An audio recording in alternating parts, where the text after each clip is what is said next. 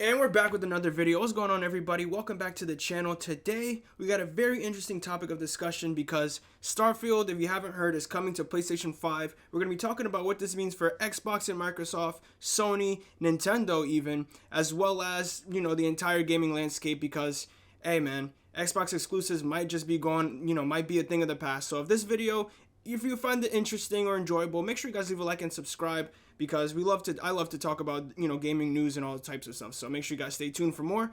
Without further ado, let's get right into this article talking about Starfield coming to the PlayStation 5. All right, so we have an article here from Xbox Era, and of course the title is Exclusive: Microsoft plans Starfield launch for PlayStation 5. Now, I will link this article in the description down below, but I pretty much just want to hit a few points, and that's, there's been a lot of talk about other games, not even just Starfield, going from Xbox to other consoles. So like Hi-Fi Rush, for example, and Sea of Thieves. I know Hi-Fi Rush has been rumored a little bit to be coming to Nintendo Switch, and I know that had a lot of Xbox fanboys pissed off, and I'm not into the whole console wars things, man. I'm a grown man, I have a job, I have a life. Like, I don't have time to be complaining about which console is better, but we also do have to look at the current landscape, and I believe personally Xbox is not really going in the right space with everything. So we can look, their whole philosophy on gaming has been kind of just been like a lot of physical media is not at their focal point anymore. Everything is very Game Pass centric, and it makes sense for them. They put a lot of money investing into these companies, buying them out, and essentially just having them make video games exclusive for Xbox. But a lot of the times that bill comes due, and a lot of that investment you're not really going to see a potential quick return on. So it makes perfect sense to put Starfield on PlayStation 5, where there's an entire player base who didn't have any access to that game at all is now going to be able to play it. And personally, I do think this marks the end of Xbox exclusives because it makes no sense anymore. They have no incentive to not put their games on PlayStation. Like, imagine having Bethesda games, iconic games like Fallout, Skyrim, like they're all gonna be Xbox exclusives. And if you want people to buy a console, that makes a lot of sense. But there's a lot of people who have PCs that are not gonna go out and buy an Xbox just to play this, and there's a lot of people who have PlayStations that are just like, they've never had an Xbox, they never cared for Xbox, so they're not gonna go and buy it. So you're alienating such a large potential amount of players. And you got to realize you spent $80 billion on Bethesda, so you're not going to get that just based off, you're not going to get any type of investment return, especially, I mean, you can't really look at game sales to feed that type of investment. But if you want to understand it better, like, it's not going to happen. It's not going to happen. So it makes sense for Xbox to put their games on Sony platforms, on Switch platforms, like Hi-Fi Rush coming. That makes sense. It's a game that it's very Jet Set Radio-esque, and I've never played that game before, but I hear about it all the time. But it makes sense to have it on these other types of consoles. And for PlayStation, on the flip end of this, and even Nintendo, they have no incentive to put any games on an Xbox console. There's literally zero incentive because not only are these games not going to sell as much as they would on their own respective consoles, there's just no growth in Xbox. Me personally, I don't see any growth in Xbox right now.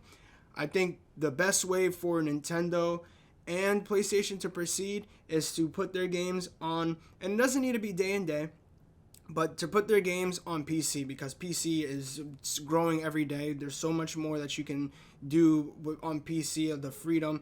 It's just a much better platform and more attractive platform than Xbox at this current moment. So I honestly think that we're going to be seeing the decline in these type of exclusives from Xbox. And if they do that, and it'll kind of be like how Sony is with PC right now. So on Xbox's side of things, what they'll do is they'll launch a game day one. It'll come out on Game Pass. It'll come out on on cloud gaming, and it'll come out possibly on PC. But then maybe a few months down the line, maybe like with Starfield in this case, for example, they'll release it on the other consoles where the direct competition day one isn't really there. So I don't know. Let me know what you all think in the comments down below. I just wanted to make this video because this is kind of unprecedented. Like, we can see also here, for example, they're considering bringing their Indiana Jones game after, so see, exactly my point right here. So several months after the Xbox and PC release, that they're going to plan to bring the Indiana Jones game to PlayStation 5. And it makes 100% sense because why is that game an Xbox exclusive, And it's not like, this is not 2012, 2009, that entire 360 era where they had gaming damn near in a strangle. it's not that anymore. So they need to adjust. They need to change how they approach these type of things, and I feel like this is the right direction for them. There's just so much more money in PlayStation right now than in Xbox. Like, not even is it just a US thing, but like PlayStation, Xbox continues to struggle to sell, and it's doing better this console generation.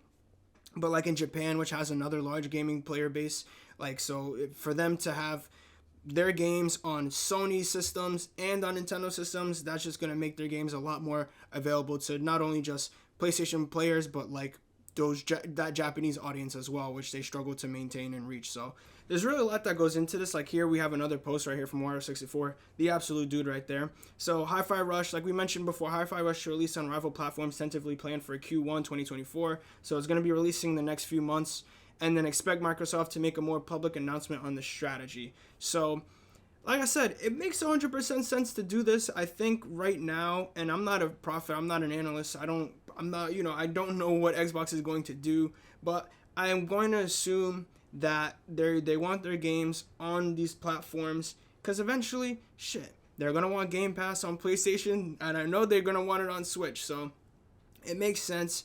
Get the players primed for this, and have them a little bit more excited for Xbox releases, and eventually down the line, maybe, you're able to stream, it's crazy, who knows, maybe you might be able to stream, your Xbox, using your Xbox Cloud, your Xbox Game Pass subscription on your PlayStation, or on your Switch, on the Switch too. So it's really, I really see this being the end of console exclusives, specifically just for Microsoft. And PlayStation, they have the fans. They did what they needed to do. Go back to E3, E3 2013 it was, and that's where everything flipped. But that's going to really wrap this video up, guys. I just wanted to share this with you all. Starfield, this is pretty big. I'm not going to lie, this is pretty big. Starfield was a hype game, and I know, had its issues. I personally never played it. I was a little bit excited for it, but then upon release, I was just like, my graphics card, I have a 3080, and it wasn't running good with that, so I was like, I'm going to sit off this release. But maybe if it does come out on PlayStation, and it runs well, then I might have a little bit more incentive to actually buy it. So let me know what you all think. If you're an Xbox fan, do you hate the idea of your games going to PlayStation and Nintendo? Like, do people still care about that stuff, or is it like just trolling now? I honestly don't know. I personally don't care. I've been on PC for like 6 years at this point. So personally, I get the games regardless, whether or not they're coming to PlayStation or not. So actually, I just remembered too, Starfield ran on 30 FPS on console, so yeah, definitely not playing that. But PlayStation, Nintendo fans, how do you guys feel? Are there any Xbox games that you think like, oh, you might try to buy? And if down the line Xbox Game Pass comes down to, either one of those consoles, do you think you would be purchasing that subscription for yourself? So let me know in the comments down below. Like I said, I just wanted to share my thoughts. Xbox exclusivity, it's a thing in the past. Rest in peace. So hope you all enjoyed. Leave a like, comment down below, and subscribe for more content like this. And I'll see you on the next video. Peace.